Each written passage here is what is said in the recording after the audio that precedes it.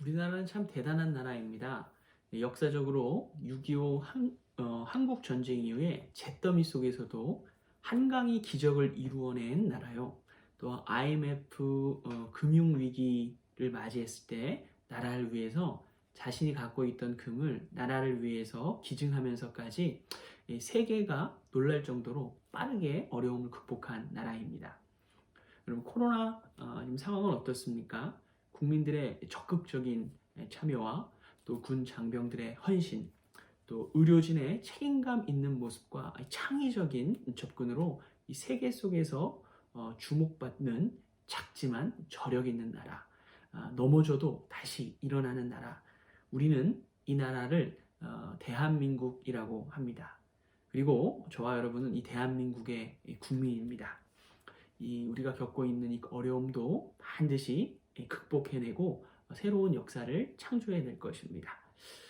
제한된 환경 속에 좀 많이 답답하기도 하지만 지금까지 잘 감당하고 있는 서로를 응원했으면 좋을 것 같아요. 한번 옆 사람에게 이렇게 인사해 주시겠습니까? 당신은 이것도 잘 극복해낼 것입니다. 한번 인사하겠습니다. 당신은 이것도 잘 극복해낼 것입니다.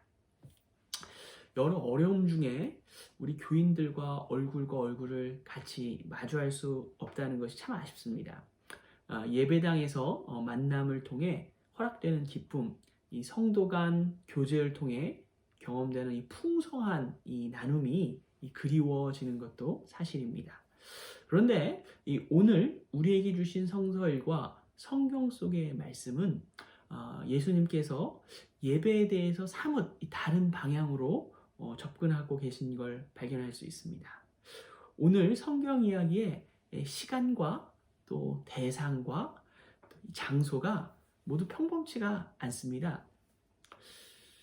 사마리아 수가라 하는 그 동네에 특별히 야곱의 우물가에 예수님께서 찾아오셨습니다. 예수님이 피곤하셔서 우물 곁에 그대로 앉으셨어요. 우리와 같이 연약한 육신의 몸을 입으신 인간적인 모습을 볼 수 있는 대목입니다. 오늘 본문 6절에 보니까 그 시간이 몇 시라고 말하고 있습니까? 6시쯤 되었다고 이야기해요. 우리나라 시간으로 바꾸면 여기에 6시간을 더하면 12시, 곧 정오쯤 되었다는 것을 알 수 있습니다. 이 낮 12시면 가장 더운 시간이기도 하고요. 또 실은 당시 이 고대 근동 지방에서 사람들이 야외 활동을 잘 안 하는 시간대이기도 합니다. 그런데 이 사마리아 여자 한 사람이 이 우물가로 옵니다.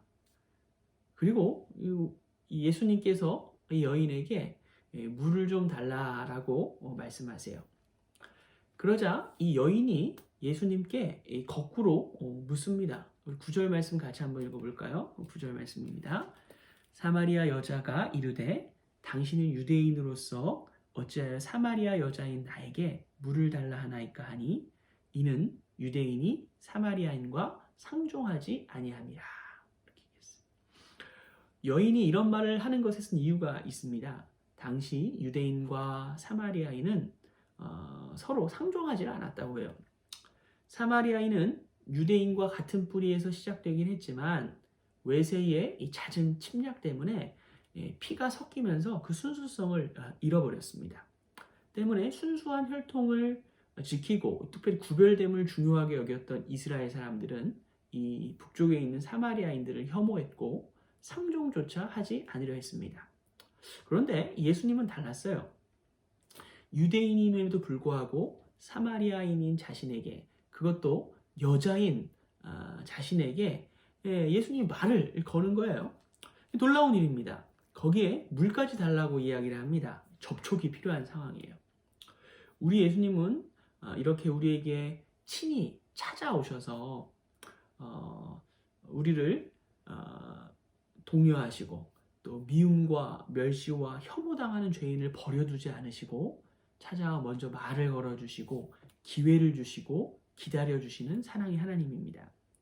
오늘 우리가 드리는 이 예배를 통해서도 우리에게 찾아와 그 마음 문을 두드리시는 그분을 만나고 그분을 내 마음으로 영접하는 저와 여러분이 되기를 주의 이름으로 기원드립니다.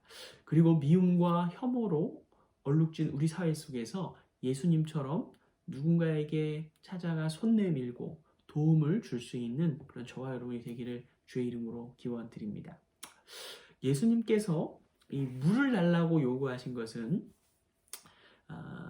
여인에게 무언가를 얻기 위해 취하기 위해 요구한 것이 아닙니다. 실은 이 여인이 어떤 필요를 경험하고 있었고 그 필요를 채워주시고 무언가를 주시기 위해서 예수님께서 물을 달라고 요구하신 거예요.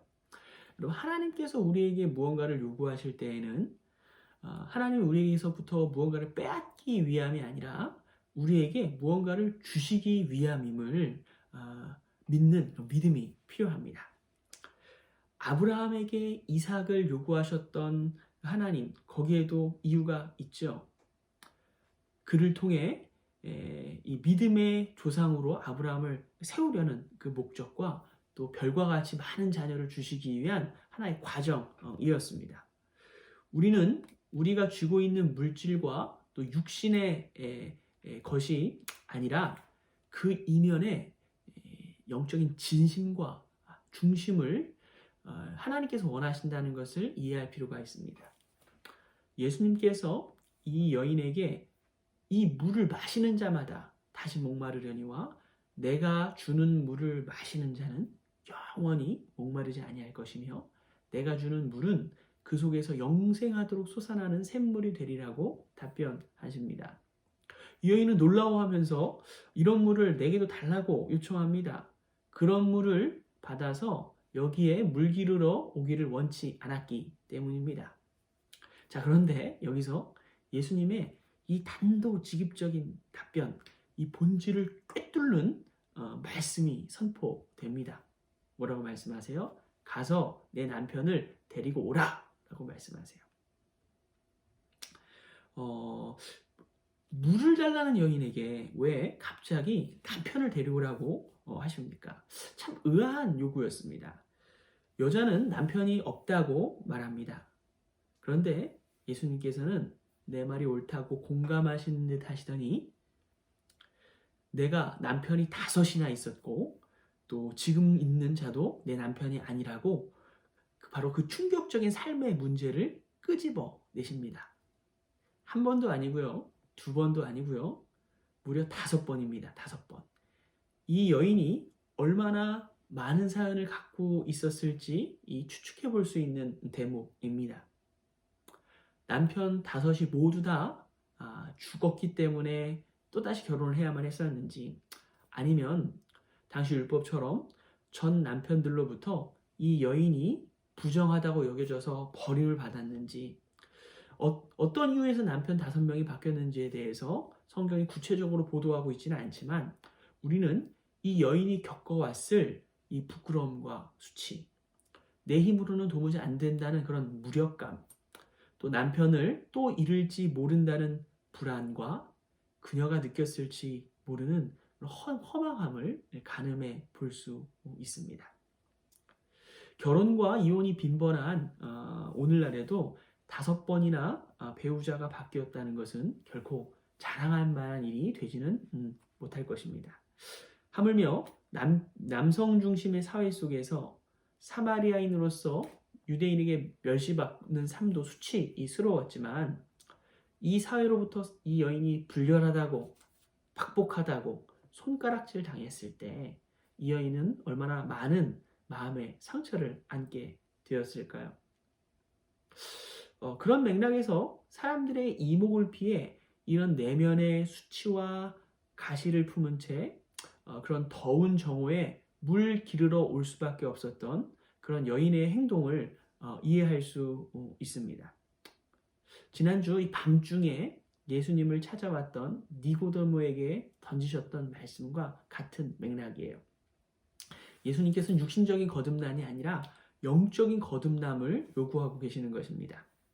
사마리아 여인은 목이 말랐습니다. 그의 목마름은 영적인 문제에 기인한 것이었습니다. 육신적인 생수를 구하는 사마리아 여인에게 영적으로 가장 깊은 문제를 끄집어 내셔서 그의 실제적인 목마름의 문제를 해결해 주시고자 하셨어요. 남편이 5이나 있었음에도 불구하고 채워질 수 없는 목마름. 여러분 혹시 이와 비슷한 목마름을 경험해 보신 적 있으십니까? 채워도 채워지지 않는 영적 갈증. 내가 이 많은 물질만 가지면, 저 집만, 저 자동차만, 저 부만 소유하면 채워질 것 같은데, 내 자녀가 저 대학만 가면 채워질 것 같은데, 요즘같이 휴가나 외박이 제한된 상황에서 휴가만 가면 내 목마름이 채워질 것 같은데, 내가 지금 겪고 있는 건강의 문제만 해결되면, 관계의 문제만 해결되면 채워질 것 같은데, 그런데 결코 채워지지 않는 인생의 갈증 말입니다. 그렇다면 여러분, 이 목마름을 과연 어떻게 해결함 받을 수 있을까요? 예수님께서 이 여인에게 어떤 해답을 주셨는지 오늘 말씀에 주목해 보기를 원합니다. 사마리아 여인은 자신의 문제를 정확하게 지적한 예수님을 선지자로 생각합니다. 그리고 드디어 자신의 문제를 해결하기 위해 이 영적인 접근을 시도합니다. 바로 예배라는 걸 통해서 이 가람이 해결될 수 있다는 것에 초점을 두었습니다. 하나님과의 만남을 통해 영적인 갈증을 해결받고, 바로 이런 근원적인 이 갈증이 해소될 때 육신의 문제가 해결될 수 있음을 알게 된 것입니다. 그런데 아직 무언가가 불충분합니다. 20절에 우리 조상들은 이 산에서 예배하였는데 당신의 말은 예배할 곳이 예루살렘에 있다 하더이다 말씀하며 예배할 곳, 예배의 장소를 찾습니다. 사실 당시의 유대인들은 예루살렘 성전에서 예배했지만 이 북쪽에 있었던 사마리아인은 예루살렘으로 갈 수가 없었습니다. 지리적으로도 정서적으로 예루살렘에 갈 수가 없었기 때문에 사마리아인들을 위해서 그리심산에 성전을 만들었어요. 이 여인이 말하는 이 산이 바로 이 그리심산, 북쪽의 그리심산을 뜻합니다. 그러니까 이 사마리아 여인은 아직도 육신적인 장소에 집착하고 있었던 거예요. 이때 이 내면의 문제, 영적인 갈망이 예배를 통해 해결될 수 있음을 제시하시지만, 동시에 이 장소가 아니라 그 육신적인 장소를 뛰어넘는 예배의 때와 예배자의 자세를 예수님께서는 말씀하고 계시는 거예요. 유명한 말씀을 하시죠. 23절, 24절 다 같이 한번 읽어볼까요? 오늘 본문 요한복음 4장 23절, 24절입니다. 아버지께 참되게 예배하는 자들은 영과 진리로 예배할 때가 오나니 곧 이때라. 아버지께서 자기에게 이렇게 예배하는 자들을 찾으시느니라. 하나님은 영이시니 예배하는 자가 영과 진리로 예배할지니라. 아멘. 그리심산이야 사마리아인들이 예배했던, 또 유대인들이 예배했던 예루살렘 성전이냐? 라는 장소가 아니라는 거예요. 국군중앙교회냐? 내가 군입대전에 다니던 민간교회냐? 혹은 지금 우리가 함께 모임을 갖고 있는 소그룹 모임이냐가 중요한 게 아니에요. 아버지께 예배할 때가 오나니 라는 말씀은 이 영이신 하나님께, 하나님을 아버지로 여기는 그 친밀함을 가지고 내가 과연 영과 진리로 예배하고 있느냐를 질문하고 계시는 것입니다. 사랑하는 신우 여러분, 그리고 성도 여러분, 신앙은 오히려 영적인 단순함에서 더 깊이 영그러지고 열매를 맺어갑니다. 이 단순함 속에서 얻게 되는 친밀함과 기쁨이 있습니다. 오늘 하나님께서 우리에게 주시는 음성은 우리가 겪고 있는 이 시간 속에 하나님을 진심으로 예배하라는 질문입니다. 어쩌면 지금의 우리의 시간과 정황이 하나님께서 우리의 진정한 믿음을 물으시는 테스트, 시험의 기간일지도 모르겠습니다. 사랑하는 성도 여러분, 말씀을 정리합니다. 이 불비한 시간, 또 불비한 장소, 또 불비한 여건들. 그런데 지금 이곳에서도 나는 여전히 예배의 때에 하나님께서 찾으시고 기뻐하시는 예배자로서의 삶을 살아가고 있으십니까? 아마 여기서 지금 말씀을 듣는 모든 분들은 아마 같은 마음이라고 생각이 됩니다. 예루살렘이냐 그리심산이냐는 그 장소가 아니라 예배할 때 바로 영과 진리로 예배하며 우리 예배를 통해 주님과의 만남을 통하여서 인생이 타는 목마름 해결함 받는 저와 여러분이 되기를, 그리고 이번 한 주를 살아가면서 사순절기를 보내면서 우리가 하나님께 하루하루 예배하는 삶을 통해 주님과 그 친밀함과 또 영과 진리로 드리는 예배의 기쁨, 하나님이 찾으시는 예배자가 바로 저와 여러분이 되기를 주의 이름으로 간절히 축원드립니다.